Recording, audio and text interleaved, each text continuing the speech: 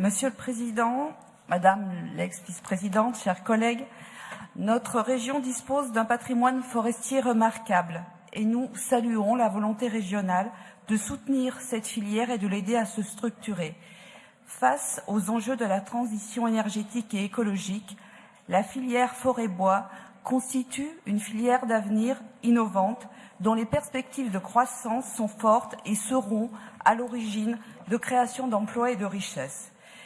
Disposer d'une filière bois plus compétitive, plus développée, constitue un enjeu économique, écologique, mais aussi social pour notre région. Le plan que vous présentez vise à agir sur la gestion de la ressource et à favoriser l'investissement. Les mesures préconisées sont nécessaires et nous les soutenons, mais elles sont, à notre avis, insuffisantes car il manque un volet. En effet, la compétitivité d'une filière dépend également de sa capacité à se doter d'une main-d'œuvre qualifiée. Or, des entreprises du secteur sont confrontées à la pénurie de main-d'œuvre qui les empêche de répondre aux perspectives économiques auxquelles elles peuvent prétendre. Dans un contexte de chômage de masse qui touche en particulier les jeunes, il serait inconcevable de laisser un tel gisement d'emplois en friche. Les métiers du bois sont par ailleurs en pleine évolution et plus attractifs pour les femmes comme pour les hommes, notamment grâce aux apports du numérique. Ils permettent également aux jeunes de vivre et de travailler au pays.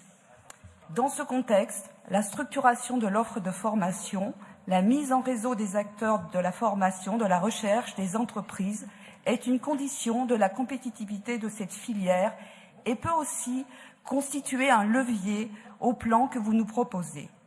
La mise en place d'un campus des métiers du bois multisite dédié aux formations relatives à la production et à la transformation du bois local sur nos territoires permettrait de rendre la filière plus compétitive en impulsant le renouveau de formations en pleine évolution pour répondre aux besoins de ces métiers porteurs.